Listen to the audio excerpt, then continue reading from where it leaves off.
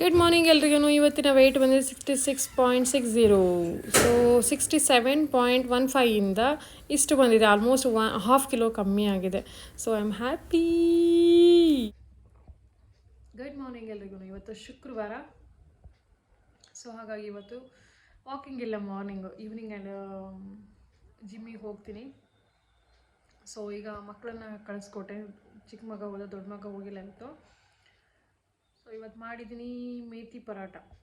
So ಅವ್ರಿಗೆಲ್ಲ ಮೇಥಿ ಪರಾಟ ಮಾಡಿದ್ದೀನಿ. So ನಾನೇನಾದರೂ ಮಾಡ್ಕೊಬೇಕು ವಿತ್ ಪ್ರೋಟೀನ್. ಸೊ ಇವಾಗೆಲ್ಲ ಕೆಲಸದವರು ಬೇರೆ ಇಲ್ಲ. ಇವತ್ತು ನಾನೇ ಮನೆ ಒರೆಸ್ಬೇಕು. ಕಸ ಗುಡ್ಸಾಗಿದೆ. ಈಗ ಮನೆ ಒರೆಸ್ಕೊಂಡು ದೇವ್ರ ಸಾಮಾನೆಲ್ಲ ತೊಳೆದು ಪೂಜೆ ಮಾಡಬೇಕು. ಸೊ ಭಾಳ ಕೆಲಸ ಇದೆ, ಬಿಸಿ ನೋಡ್ತಾ ಇರಿ. ಸೊ ಮನೆಯವರಿಗೆಲ್ಲ ನಾನು ಮಾಡಿಕೊಟ್ಟೆ ಇವತ್ತು ಮೆಂತ್ಯ ಸೊಪ್ಪಿನ ಪರಾಟ. ತುಂಬ ಟೇಸ್ಟಿಯಾಗಿರುತ್ತೆ. ಈ ಚಳಿಗಾಲದಲ್ಲಿ ಸೊಪ್ಪುಗಳು ತುಂಬ ಚೆನ್ನಾಗಿ ಬರುತ್ತೆ. ಡೆಫಿನೆಟ್ಲಿ ಮಾಡಿ. ಈ ಚಳಿಗಾಲದಲ್ಲಿ ಮಿಸ್ ಮಾಡ್ದೇ ಮೆಂತ್ಯ ಸೊಪ್ಪು ಫ್ರೆಶ್ಶಾಗಿ ಜಾಸ್ತಿ ಹಾಕ್ಬಿಟ್ಟು ಮಾಡಿ. ನಾನು ತಿಂದೆ ಕಡಲೆಕಾಳು ದೋಸೆ. ನಾನು ಹಾಕೋಬೋದಾಯಿತು ಸೊಪ್ಪು, ಮರ್ತುಬಿಟ್ಟೆ ಕೆಲಸದ ಬ್ಯುಸಿನಲ್ಲಿ. ಒಂದು ದೋಸೆ ತಿಂದೆ ಅಷ್ಟೇ. ತುಂಬ ರುಚಿಯಾಗಿತ್ತು. As usual. ನಮ್ಮನೆ ಚಟ್ನಿ ಖಾಲಿ ಆಗೋವರೆಗೂ ಅದನ್ನೇ ತಿಂತೀವಿ ನಾವು ಜಾಸ್ತಿ. ಹಾಗೆ ಹೆಲ್ದಿ ಕೂಡ ಹೌದು, ಅದರಲ್ಲೇನು ಎರಡು ಮಾತಿಲ್ಲ. ಸೊ ನಿಧಾನಕ್ಕೆ ಎಂಜಾಯ್ ಮಾಡಿದೆ. ಇವತ್ತು ಶುಕ್ರವಾರ ಅಲ್ವಾ, ತುಂಬ ಇವ್ರಿಗೆಲ್ಲ ಕೊಟ್ಟು ಎಲ್ಲ ನಾಷ್ಟ ಮಾಡೋಷ್ಟರಲ್ಲಿ ಎಲ್ಲ ಲೇಟ್ ಆಗೋಗುತ್ತೆ. ಆಮೇಲೆ ನಂದು ನಾಷ್ಟ ಲೇಟ್ ಆಗೋಗುತ್ತೆ ಎಂದು ತಿಂದೇ ಬಿಟ್ಟೆ. ಆಮೇಲೆ ಒಮ್ಮೆಗೆ ಸ್ನಾನ ಮಾಡ್ಕೊಂಡು ಪೂಜೆ ಮಾಡೋಣ ಅಂದ್ಬಿಟ್ಟು ಬೇಗ ಇವತ್ತು ತಿಂಡಿ ಮಾಡೇ ಬಿಟ್ಟೆ. ಇವತ್ತು ಏನು ಎಕ್ಸಸೈಸ್ ಇಲ್ಲ, ವಾಕಿಂಗ್ ಇಲ್ಲ, ಏನೂ ಇಲ್ಲ. ಆರಾಮಾಗಿ ಕೂತ್ಕೊಂಡು ಒಂದು ದೋಸೆನೇ ನಾನು ಎಂಜಾಯ್ ಮಾಡಿ ತಿಂತೀನಿ. ಆವಾಗ ಅನಿಸುತ್ತೆ ನಾನು ತುಂಬ ತಿಂದೆ ಅಂತ. ಆ ಫೀಲಿಂಗ್ ಬರುತ್ತೆ. ಬಟ್ ಇನ್ನೂ ತಿನ್ನಬೇಕು ಅನಿಸ್ತಾ ಇರುತ್ತೆ. ಬಟ್ ಆ ಟೈಮಲ್ಲೇ ಕಂಟ್ರೋಲ್ ಮಾಡಬೇಕು. ಅದಾದಮೇಲೆ ನಾನು ಸ್ನಾನ ಮಾಡಿಕೊಂಡು ಬಂದೆ. ಇವತ್ತು ತುಂಬ ಟಾಪ್ಸ್ ಇದೆ ನನ್ನ ಹತ್ರ. ಆ್ಯಕ್ಚುಲಿ ಹೇಳ್ಬೇಕಂದ್ರೆ ಅದೆಲ್ಲ ಡ್ರೆಸ್ಸಸ್ಸು ಹೇಳ್ತೀನಿ, ಅದ್ರ ಕತೆ ಒಂದಿನ. ಅದಾದಮೇಲೆ ರಂಗೋಲಿ ಹಾಕಿದೆ ನೋಡಿ. ರಂಗೋಲಿ ಆಯಿತು, ಪೂಜೆ ಆಯಿತು. ಅದಾದಮೇಲೆ ಇದು ಡ್ರೆಸ್ಸನ್ನು ಆರ್ಡ್ರ್ ಮಾಡಿದ್ದೆ ನಾನು. ಮಿಂತ್ರದಲ್ಲಿ ಸೇಲ್ ನಡೀತಾ ಇದೆ ಅಂದ್ಬಿಟ್ಟು. 400 ಸಮಥಿಂಗ್ ಅಷ್ಟೇ. ಕ್ವಾಲಿಟಿ ಚೆನ್ನಾಗಿದೆ, ಬಟ್ ನಂಗೆ ಅಷ್ಟೇನು ಇಷ್ಟ ಆಗಲಿಲ್ಲ ನನಗೆ.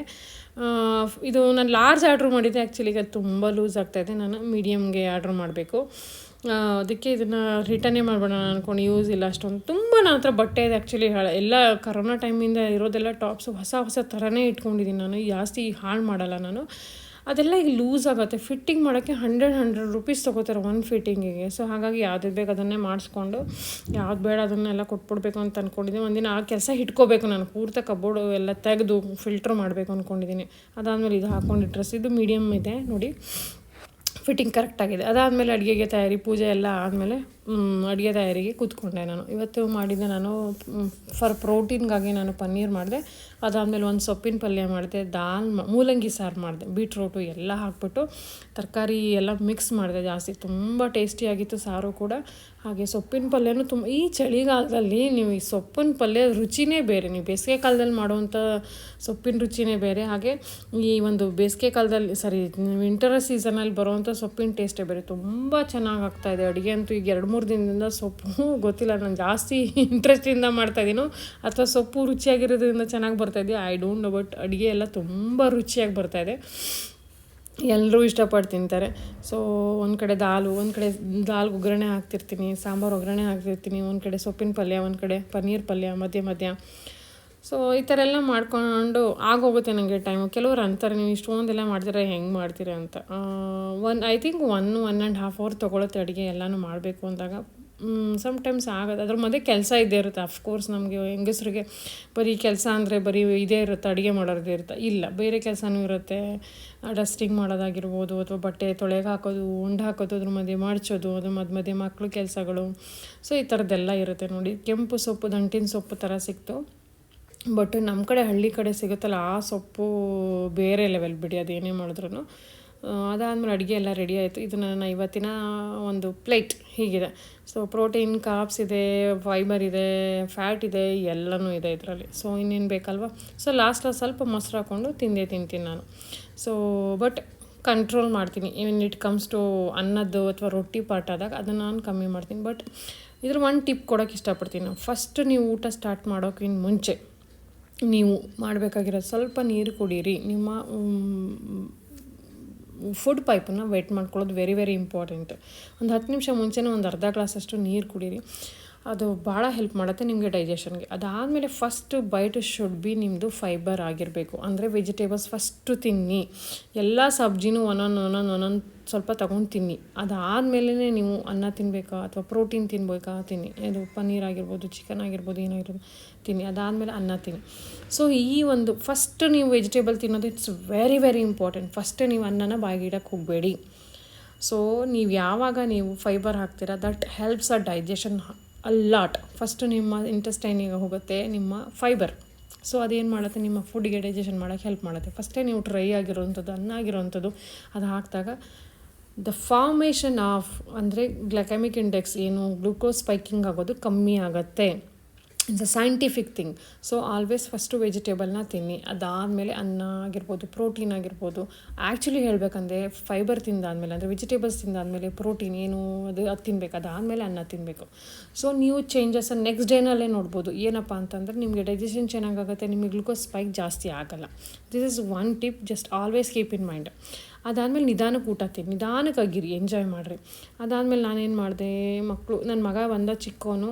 ಸೊ ಅವ್ನಿಗೆ ಬಂದಾದ್ಮೇಲೆ ಅವ್ನ ಅಮ್ಮ ನನಗೆ ದೋಸೆ ಮತ್ತು ಪನ್ನೀರ್ ರೋಲ್ ಬೇಕು ಅಂದ. ಸೊ ಅವ್ನಿಗೆ ಪನ್ನೀರ್ ಪಲ್ಯ ಈ ಥರ ದೋಸೆ ಜೊತೆಗೆ ಹಾಕಿ ರೋಲ್ ಥರ ಮಾಡಿಕೊಟ್ಟೆ. ಅದಾದಮೇಲೆ ಎಲ್ರಿಗೂ ಪಪ್ಪಾಯ ಕಟ್ ಮಾಡಿದೆ. ಚಿಕ್ಕವನು ತಿನ್ನಲಿಲ್ಲ, ಆವಾಗ ತಾನೇ ತಿಂದಿದ್ನಲ್ಲ. ಸೊ ಹಾಗಾಗಿ ಆಮೇಲೆ ಕೊಡೋಣ ಬಿಡು ಅಂದ್ಬಿಟ್ಟು ಸೊ ಎಲ್ರಿಗೂ ಫ್ರೂಟ್ ಕಟ್ ಮಾಡಿ ಕೊಟ್ಟೆ. ಇವತ್ತು ನಾನು ಅಂದ್ಕೊಂಡೆ 4 ಗಂಟೆಗೇ ಜಿಮ್ಗೆ ಹೋಗಿ ಮುಗಿಸ್ಕೊಂಬಂದ್ಬಿಡ, ನಾಳೆ ಹೆಂಗೋ ಸ್ಯಾಟರ್ಡೇ ಅಲ್ವಾ, ಸೊ ಬೇಗ ಸ್ವಲ್ಪ ಎಂಜಾಯ್ ಮಾಡೋಣ, ಇವತ್ತು ಸಂಜೆ ಕೂತ್ಕೊಳ್ಳೋಣ ಮನೇಲಿ ಅಂದ್ಕೊಂಡು ಮಾಡಿದೆ. ಬಟ್ ಆಗಬೇಕಲ್ಲ, ಇವೆಲ್ಲ ಕೆಲಸ ಮುಗಿತಾನೇ ಇರಲಿಲ್ಲ. ಎಲ್ರಿಗೂ ಅಂದ್ಕೊಟ್ಟು ಹಂಗೂ ಹಿಂಗೋ ಮಾಡಿ 5 o'clock ಅಷ್ಟರಲ್ಲಿ ನಾನು ರೆಡಿ ಆದೆ. ನೋಡಿ ನನ್ನ ಮಗ ಹೆಂಗೆ ತರಲೆ ಮಾಡ್ತಾಯಿದ್ದಾನೆ, ಕ್ಯಾಮ್ರಾ ಸಖತ್ ತರಲೆ ಇದ್ದಾನೆ ಅವನು. ಹೇಳಿದ ಮಾತು ಕೇಳೋದೇ ಇಲ್ಲ ಇವನು, ಸಖತ್ತು. ಇವನು ದೊಡ್ಡ ಮಗ ಬೇಕಾದ್ರೆ ಕೇಳ್ತಾನೆ, ಇವನು ಮಾತ್ರ ಏನು ಬಗ್ಗಿಸೋಕ್ಕೆ ಆಗೋದಿಲ್ಲ. ಅವ್ನಿಗೆ ಏನೇ ಮಾಡಿದ್ರು ಹಿಂತಿರುಗಿಸಿ ನನಗೆ ಕೊಡ್ತಾನೆ. ಅದಾದಮೇಲೆ ಜಿಮ್ಮಿಗೆ ರೆಡಿ ಆದೆ ನೋಡಿ. ಸೊ ಒಂದು ಮೈಂಡ್ ಸೆಟ್ ನೋಡಿ, ಜಿಮ್ಗೆ ಹೋಗ್ಬೇಕಾದ್ರೆ ನಾನು ಯಾವುದೇ ರೀತಿ ಪೌಡ್ರ್ ಹಾಕ್ಕೊಳ್ಳಲ್ಲ. I just use natural thing. Lemon water ಕುಡಿತೀನಿ. So that gives a immense energy, ನಮ್ಗೆ ಎನರ್ಜಿ ಕೊಡುತ್ತೆ. Natural booster. ಇದಕ್ಕಿಂತ ಯಾವುದೇ ಪೌಡರ್ಸ್ ಎಲ್ಲ ಆ ಪೌಡರ್ ಈ ಪೌಡರೆಲ್ಲ ಹಾಕೊಂಡು ಕುಡಿತಾರೆ, ನಾನು ಏನೂ ಮಾಡಲ್ಲ. This is very very natural. So ready ಆದೆ. ಆಮೇಲೆ ಮೈಂಡ್ ಸೆಟ್ ಮಾಡ್ಕೊಳ್ಳಿ ಅಷ್ಟೇ. ನಾನು ವೀಕ್ ಪೂರ ನಾನು ಮಾಡ್ತೀನಿ. ವೀಕೆಂಡಲ್ಲಿ ಲಾಸ್ಟ್ ಡೇ ಆ ಒಂದಿನ ಫ್ರೀ ಇರುತ್ತಲ್ಲ, ಅಲ್ಲಿ ಎಂಜಾಯ್ ಮಾಡ್ತಾರೆ. That is different. So gym ಹೋಗ್ತಾ ಇದ್ದೀನಿ, ಇವಾಗಲೇ 5 ಗಂಟೆಗೆ ಹೋಗ್ತಾ ಇದ್ದೀನಿ. ಇವತ್ತು ಬೇಗ ಹೋಗ್ತಾ ಇದ್ದೀನಿ. ಸೊ ಬೇಗ ಹೋಗಿ ಬೇಗ ಬಂದರೆ ಮನೆಯಲ್ಲಿ ಸ್ವಲ್ಪ ಟೈಮ್ ಸಿಗುತ್ತೆ. ನಾಳೆ ಎಲ್ಲ ಹಾಲಿಡೇ ಇದೆ. ಸೊ ಹಾಗಾಗಿ ಇವತ್ತು ಬೇಗ 4 ಗಂಟೆಗೆ ಹೋಗೋದು ಅಂದ್ಕೊಂಡೆ. ಆದರೆ ಎಲ್ಲ ಆಗುತ್ತೆ 4 ಗಂಟೆಗೆ ನನಗೆ ಹೋಗೋಕ್ಕೆ. ಸೊ ಫ್ರೂಟ್ಸ್ ಎಲ್ಲ ತಿಂದಾಯ್ತು. ಈಗ ಹೋಗ್ಬಿಟ್ಟು ಬರ್ತೀನಿ, ಬನ್ನಿ ಜಿಮ್ ಹೋಗೋಣ. ಸೊ ಹೊರಟೆ ಜಿಮ್ಗೆ. ಸ್ವಲ್ಪ ಡ್ರೈ ಫ್ರೂಟ್ಸ್ ತಿನ್ಕೊಂಡು ಹೋಗ್ತಾ ಇದ್ದೀನಿ. ಆರಾಮಾಗಿ ಎಂಜಾಯ್ ಮಾಡ್ತೀನಿ. ಇದು ನನಗೆ ಒಂಥರ ಕಾಲೇಜ್ಗೆ ಹೋದಂಗೆ ಅಥವಾ ನಂಗೆ ಜಾಬ್ ಹೋದಂಗೆ ಲಿಟ್ರಲಿ ಹೇಳ್ತೀನಿ. So I enjoy this time literally. ನಾನು ಯಾವುದ್ರ ಬಗ್ಗೆನೂ ತಲೆ ಕೆಡಿಸ್ಕೊಳ್ಳೋ, ನನ್ನ ಪಾಡಿಗೆ ನಾನು ಹೋಗ್ತೀನಿ, ಅಲ್ಲಿ ವರ್ಕೌಟ್ ಮಾಡ್ತೀನಿ, ಸಾಂಗ್ಸ್ ಹಾಕೊಂಡು ಕೇಳ್ಕೊತೀನಿ, ಅಥವಾ ಜಿಮ್ಮಲ್ಲಿ ಸಾಂಗ್ಸ್ ಇರುತ್ತೆ. ಸೊ ಹಾಗೆ ನಿಮ್ಮನ್ನು ನೀವು ಪ್ರಿಪೇರ್ ಮಾಡ್ಕೊಳ್ಳಿ. This is my time. ನಾನು ಈ ಟೈಮಲ್ಲಿ ನಿಮಗೆ it's a beneficial for you. 1 hour ನೀವು ನಿಮಗಾಗಿ ತೆಗೆದ್ರೆ ನಿಮಗೆ ಡೆಫಿನೆಟ್ಲಿ ಅದು ನಿಮಗೆ ಗಿವ್ ಬ್ಯಾಕ್ ಮಾಡುತ್ತೆ. ನೀವೇನು ಅದಕ್ಕೆ ಟೈಮ್ ಕೊಟ್ಟಾಗ ಅದು ನಿಮಗೆ ಡೆಫಿನೆಟ್ಲಿ ಅದು ರೆಸ್ಪೆಕ್ಟ್ ನಿಮಗೆ ಮಾಡುತ್ತೆ. ಸೊ ನಿಮ್ಮ ಹೆಲ್ತಲ್ಲಿ ಚೇಂಜಸನ್ನು ಕಾಣ್ತೀರಿ. ಜಸ್ಟ್ ಗೀವ್ 1 hour ಟೈಮ್, ಟೇಕ್ಔಟ್. ಎಲ್ಲರ ಹತ್ರನೂ ಟೈಮ್ ಇದೆ. ಮೋದಿಯವ್ರ ಹತ್ರ ಟೈಮ್ ಇದೆ, ನಮ್ಮ ಹತ್ರ ಟೈಮ್ ಇರಲ್ವಾ? ಇರುತ್ತೆ. ಸೊ ನಮಗೆ ಅದನ್ನು ಪ್ರಯಾರಿಟೈಸೇಷನ್ ಮಾಡೋದು ಇಸ್ ವೆರಿ ವೆರಿ ಇಂಪಾರ್ಟೆಂಟ್. ಅದನ್ನು ಸ್ವಲ್ಪ ಸ್ಕಿಪ್ಪಿಂಗು ಕೂಡ ಮಾಡಿದೆ.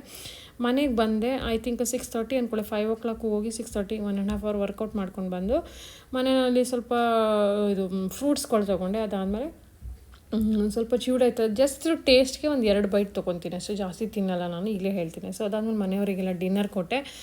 ಇವತ್ತಿನ ದಿನ ಹೀಗಿತ್ತು. ಸೊ ಯಾಕೆ ಕಮೆಂಟ್ ಮಾಡಿ, ಲೈಕ್ಸ್ ಮಾಡಿ. ತುಂಬ ಜನ ಮಾಡ್ತೀರಾ, ಹಾಗೆ ತುಂಬ ಜನ ಸಬ್ಸ್ಕ್ರೈಬ್ ಆಗಿಲ್ಲದೇ ಇರೋರು ನೋಡ್ತಿದ್ದೀರಾ. ಪ್ಲೀಸ್ ಸಬ್ಸ್ಕ್ರೈಬ್ ಮಾಡ್ಕೊಳ್ಳಿ ಅಂತ ಕೇಳ್ಕೊತೀನಿ.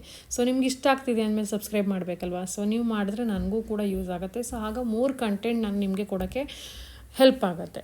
ಸೊ ಹಾಗೆ ನಿಮ್ಗೆ ಯಾವ ಟಾಪಿಕಲ್ಲಿ ಮಾಡಬೇಕು ಅನ್ನೋದನ್ನು ದಯವಿಟ್ಟು ನನಗೆ ತಿಳಿಸಿ, ನಾನು ಅದ್ರ ಪ್ರಕಾರ ವಿಡಿಯೋ ಮಾಡ್ತೀನಿ. Thank you all. ಮತ್ತೆ ಸಿಗೋಣ ಮತ್ತೊಂದು ಹೊಸ ವಿಡಿಯೋಲಿ. ಅಲ್ಲಿವರೆಗೆ ನಮಸ್ಕಾರ.